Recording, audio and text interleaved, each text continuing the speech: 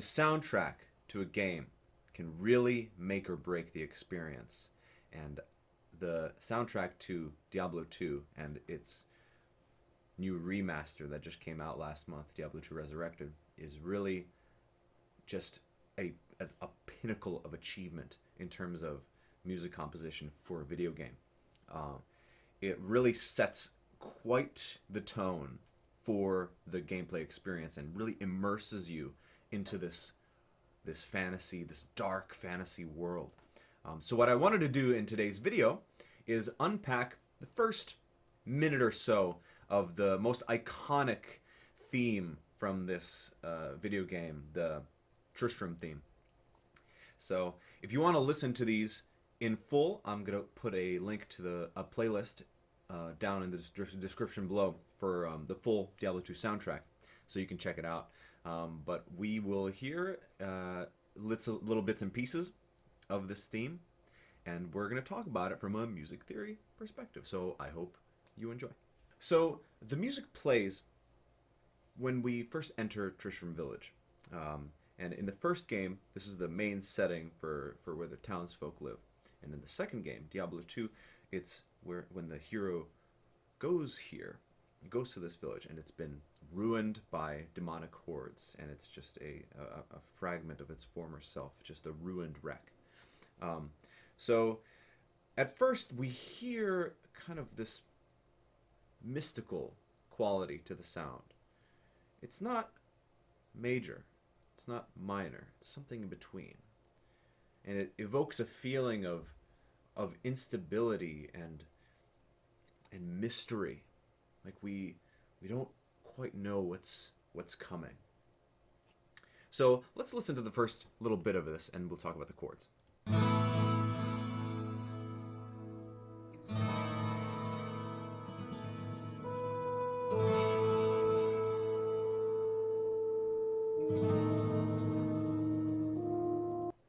So what you're hearing is an oscillation between two harmonies, right? So the first harmony, again, it's not major or minor, it's something in between. We have this open fifth on an A.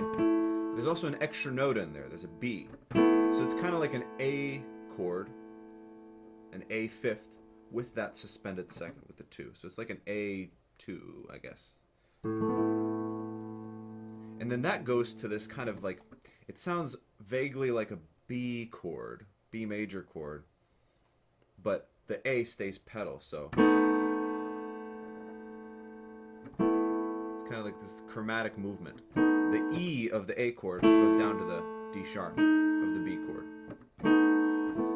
So it's really very little movement, but roughly it's kind of like an A sonority and then a B7 sonority, vaguely.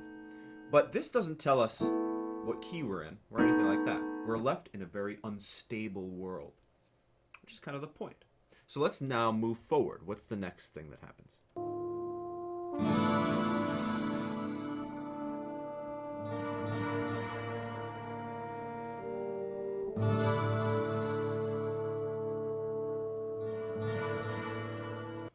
So it's the same kind of movement. So we shift over to a D sonority. Again, we don't know if it's D minor or not. We don't know if it's D major. It's just kind of this D open fifth. And there's also an E in there. So, of course, I'm playing this on the piano, not on a 12-string guitar, so it sounds different. But, you know, unpacking it to its most simple notes is what I'm trying to do here. So it starts on this D fifth with the added second, which is an E. So D, E, and A. And then the A slides to B flat, which kind of vaguely makes an E half diminished 7 chord. We're missing a G, right, to make this a real half diminished chord. But that's basically what it is. Just that sliding of one pitch. So before we had A to kind of B7-ish, A to B7, and then we had D to E half diminished.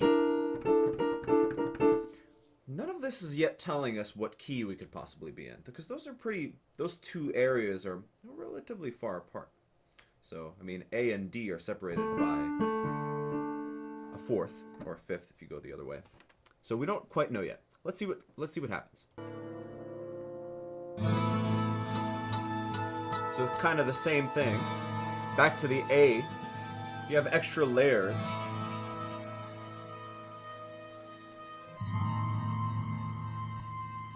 So all of that was basically the initial opening, but you have extra layers of notes. And they're fitting into these two chords. They're adding some dissonant notes. They're adding some counterpoint to the lines. But the overall sound remains, those two roughly A-ish chord, either major or minor, we don't know, to a B7 chord in third inversion, roughly, again, missing the fifth. So, and some of you might think, well, gosh, it sounds pretty minor. So there's in those layered lines, they do go through and they do hit that C, but it never lingers. It's just passing through. So that's why I say vaguely A, because there's a fifth, but there's no solid like we know the chord for sure kind of situation. All right, now it shifts a little bit.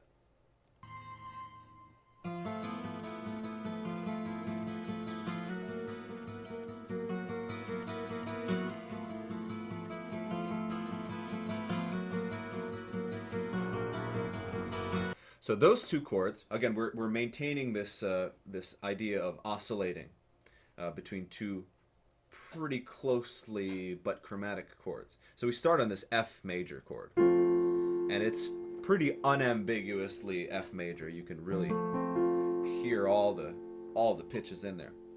But then it slides over, kind of like this F sharp 7 idea. So very chromatic. I think there's actually an E in that F major chord, so it's actually an F major 7. So F major 7 going to F sharp dominant 7. Again, that chromatic shift.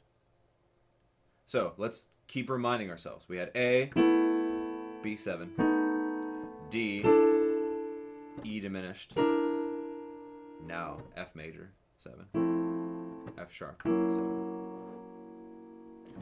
How does this all work together? These are all radically different. How are they combined?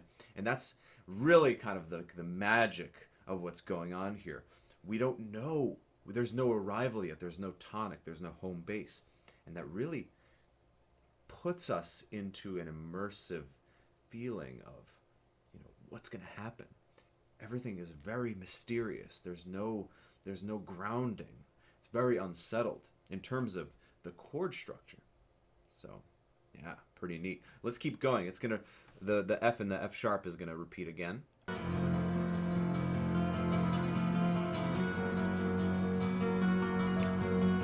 One more time.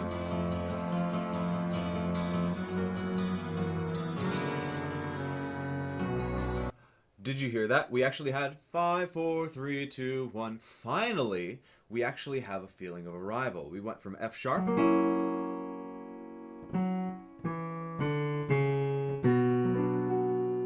down to B minor. Cool. So, is B minor our key? Well, that's very interesting. Let's keep going.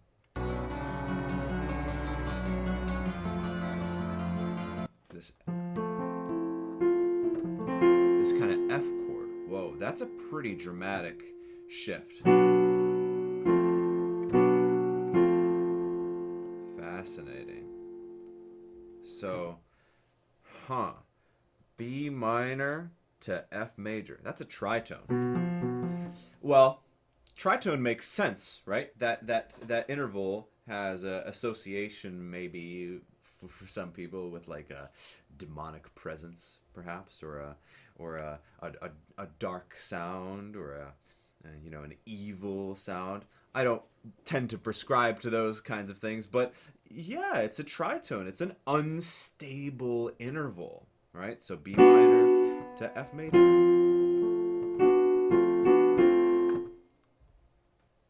So the presence of F major kind of tells me that, well, I don't think we're actually in B minor, because that chord doesn't work in B minor. So let's keep listening and see if we can unpack this. B minor again. Here's that F major. Oh, there's a change.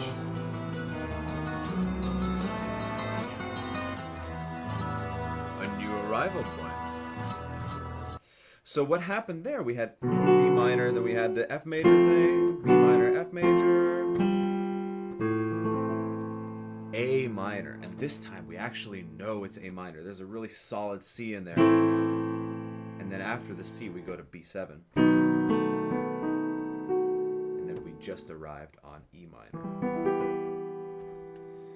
And yeah, E minor is our key. And here's how we know that it's our key. Because what happens after this E minor? We go back to the beginning, right? And then the whole pattern repeats. So everything was leading us to that E minor place. Can all of these chords make sense in E minor? Well, we can try. Okay, we can try. So if E minor is 1, E minor is tonic. A minor is 4, the subdominant. B major is 5. And E is 1. That's great. So we know the last little bit. The opening section is kind of like that too. We start on the subdominant, right? We start in A minor. And it kind of doesn't really sound like A minor, but we all know it's A minor, right? There's the C that gets sprinkled in with the different layers. We have that A to B7 sound. It's unstable, but it's there. It's in E minor, okay? The next bit, well, this is where it's a little bit strange. We have D. So D in the key of E is the 7, but it's not the leading tone 7, it's the subtonic 7, it's the flat 7. And that chord is usually major. But certainly it's not this, right? We don't hear that. It's definitely not that. So there's a little bit of ambiguity there.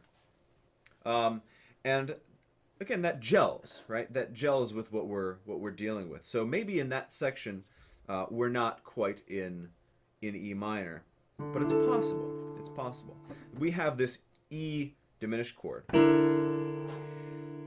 either E half diminished, and clearly E half diminished doesn't belong in E minor, but we can justify it. It still has function, and it has actually a very specific function, because in a diminished chord, the root note of that diminished chord is the leading tone to something else. So if we have E half diminished 7, the E leads to F. That's kind of like what diminished chords like to do. The tritone resolves in on itself. Have we had an F major chord? Yes, we have. Because if you remember, the next section, we had A, then we had the D, then we had the F. Right? That F section. So, subconsciously, there's a connection, right? Because that D, that kind of flat 7 thing, went to a 7 of F after that. So, it's still connected. So what's F have to do with E minor? Well, isn't E minor... Isn't there an F sharp? F natural. There's actually a really standard chord that we can use to describe F natural. It's the flat 2, the flat major 2, otherwise known as the Neapolitan chord. So yes, flat 2, that's F. And then we slide over to F sharp 7. F sharp 7, not in the key of E, but it is a dominant 7 chord, 5-7, 5-7 of B, and B is the 5 in E minor. So we have flat 2, 5 of 5, flat 2, 5 a 5, right? That makes perfect sense in E minor. So far, all of these chords have made sense in E minor. But what about when it goes to B minor?